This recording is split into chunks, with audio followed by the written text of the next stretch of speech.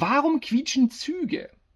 Und ich meine jetzt nicht, weil die in den Bahnhof einfahren und bremsen müssen und das Bremsen quietschen, das können wir uns ja herleiten. Nein, ich meine, warum quietschen Züge, wenn sie zum Beispiel in die Kurve fahren? Ja, wir sagen Gleisbogen dazu. Oder durch Weichen fahren. Dann quietscht es und zischt und rubbelt und dödelt. Warum? Die bremsen doch da nicht. Die fahren doch da. Warum ist das so? Hier kommt eure Erklärung. Also, passt auf. Wir haben bei der Bahn ein bisschen anderen Aufbau von unseren Rädern. Das ist nicht so wie beim Auto, sondern wir haben rechts ein Rad, links ein Rad und dazwischen eine starre Achse. Ja, das ganze Ding ist ein Radsatz und da kann sich nur das eine Rad genauso drehen, genauso schnell drehen wie das andere. Das kann sich nur so schnell drehen wie das hier, weil die starr miteinander verbunden sind. Haben wir? Gut, jetzt stellt euch mal eine Kurve vor.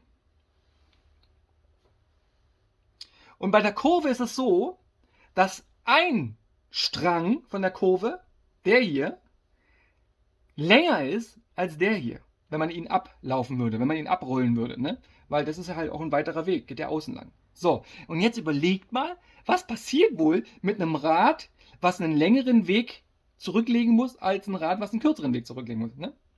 Es muss sich schneller drehen, damit es bei gleicher Geschwindigkeit auch am gleichen Ort zur gleichen Zeit ankommt. So, es kann sich aber nicht schneller drehen. Es ist ja starr verbunden.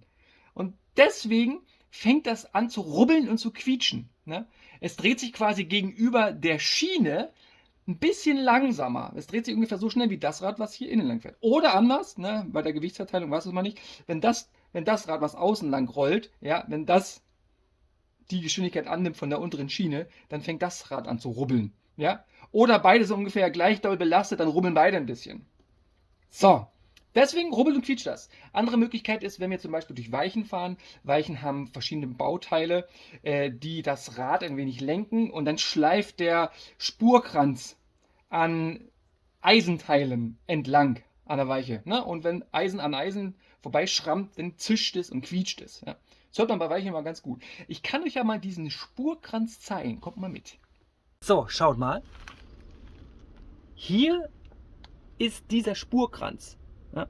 Das ist die Lauffläche hier und das ist der Spurkranz. Der steht ein bisschen vor. Der verhindert, dass das Rad in die Richtung runterrutscht. Ja? Und der kann auch quietschende Geräusche von sich geben, wenn er hier entlang schrammt. Ja? Und auch hier haben wir ein Bauteil, was quietschen könnte. Das hier ist ein Bauteil einer Weiche, der Radlenker, damit der Zug nicht in die Richtung rausfällt. Und schaut, hier gab es schon rubbelnde, quietschende Geräusche, weil das Rad auch hier lang schrammt.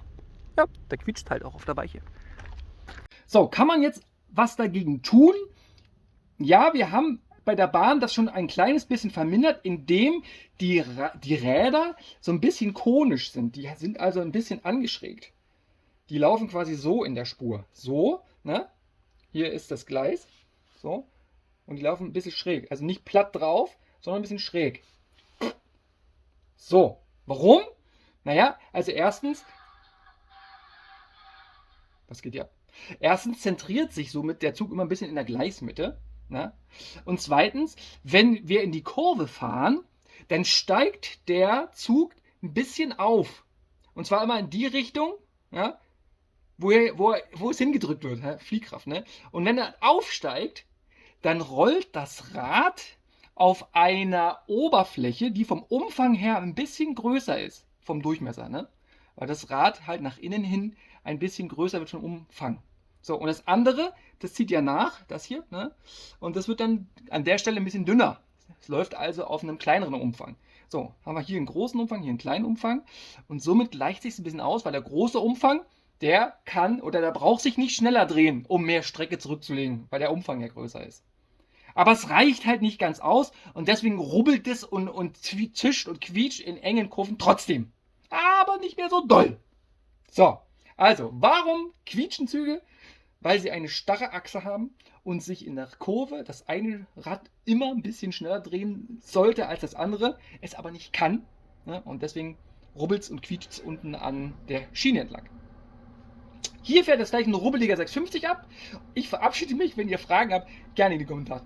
Okay, tschüss.